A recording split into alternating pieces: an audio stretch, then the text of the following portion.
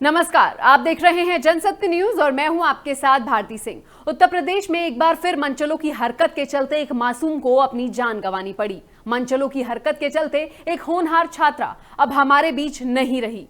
आए दिन उत्तर प्रदेश से मनचलों की बदमाशी की खबरें सामने आती रहती हैं। इन घटनाओं पर लगाम लगाने के लिए योगी सरकार ने एंटी रोमियो स्क्वाड भी बनाया, लेकिन उसका कोई असर होता हुआ नजर नहीं आ रहा है, जिसके चलते एक और मासूम ने अपनी जान गंवा दी है।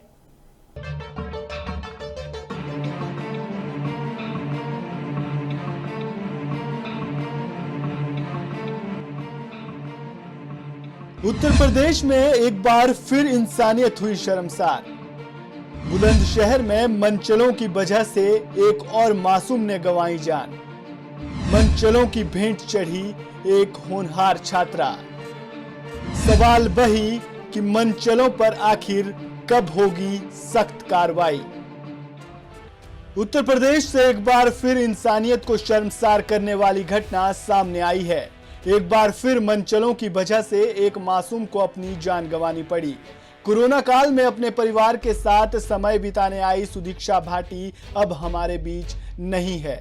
सुदीक्षा ने कोरोना से तो अपने आप को बचा लिया था, लेकिन वो सड़क छाप मनचलों से अपने आप को नहीं बचा सकी, जिसके कारण उसे अपनी जान गंवानी पड़ी।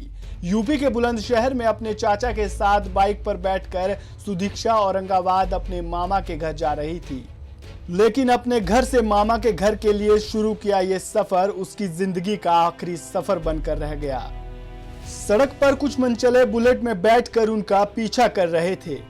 सुदीक्षा जब मामा के घर जा रही थी तभी अचानक से कुछ मनचले बुलेट में बैठकर उनका पीछा करने लगते हैं, उनके सामने स्टंट दिखाने लगते हैं और इसी दौरान उनकी बुलेट सुदीक्षा की बाइक से टकराती है, जिसके चलते सुदीक्षा बाइक से नीचे गिर जाती है और मौके पर ही उसकी मौत हो जाती है। तो हमने बुलंदशहर पार करा तो चौराहा सब कोई गाँव है ऐसे ही, उसके पास से बाइक एक बुलेट थी। उस बुलेट ने कई बार हमको ओवरटेक करा, फिर ऐसे घुमाया इधर उधर को घुमाया। हमने फोर और धीमी कर ली, स्टड से मारने लगा। वो स्टड मारने के बाद में हमने धीमी करी अपनी बाइक, फिर भी उसने और आगे से जाके फिर एकदम हमारे आगे एकदम ब्रेक मार दी। ब्रेक मारने के बाद में भी हमारी बाइक एकदम कंट्रोल पे हो, उसमें ज़्यादा सीधी टक्कर लगी। सीधी टक्कर लगते ही मैं ऐसे ही गिर गया हूँ और मेरी भतीजी पीछे गिरी उस सर्स के उससे, और मैं पहचान नहीं पाया। ऐसा बुलेट थी केवल उसमें, और वो हो गया तो उस पर जाट लिखा हुआ था, वो वहाँ से चला गया। हमारी यूएस से अमेरिका में पढ़ रही थी और गवर्नमेंट खर्चे में पढ़ रही थी। उसने बुलंदशहर टॉप किया था यहाँ से, इस जिले से ही, और उसी बेस पे गवर्नमेंट ने उसे पौने 4 करोड़ की स्कॉलरशिप दी थी, जिस पे वो जाके अमेरिका में अपनी पढ़ाई कर रही थी। उसकी छुट्टियाँ पड़ी थी, कोरोना की वजह से वो यहाँ आ गई। अभी उसकी 20 तारीख में फ़्लाइट थी, जिससे उसे अमेरिका वापस जाना था। उसकी वजह से उसने सोचा कि वो मामा के यहाँ एक बार हुआ है, पता नहीं 1 साल में या 2 साल में कब वापस आ पाएगी। शायद ही सुदीक्षा के माँ बाप और उसके परिवार वालों ने कभी सोचा होगा कि इस तरह से उनकी बेटी को अपनी जान गंवानी पड़ेगी, लेकिन जब जब इंसान के अंदर की इंसानियत खत्म हो जाती है तो ऐसे मामले कहीं ना कहीं से सामने आ ही जाते हैं। सुदीक्षा भाटी के परिजनों का आरोप है कि जब बाइक से वह औरंगाबाद जा रहे थे तब उनकी बाइक का बुलेट सवार 2 युवकों ने पीछा किया। कभी युवक अपनी बुलेट को आगे निकालते तो कभी छात्रा पर कमेंट पास करते। इतना ही नहीं, ये सिरफिरे चलते चलते स्टंट भी दिखा रहे थे।